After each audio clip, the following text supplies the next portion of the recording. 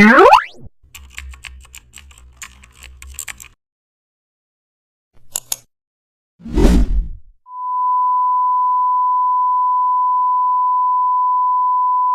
back to the channel, and don't forget to like, share and subscribe for more updates. Today we are diving into an exciting tutorial: how to create a corporate presentation slide in Photoshop.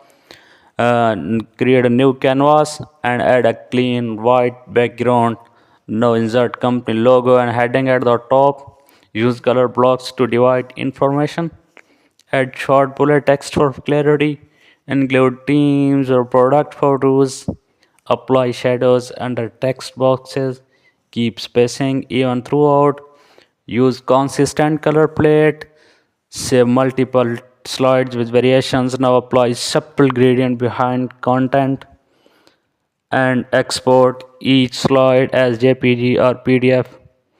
Your presentation slide now look professional and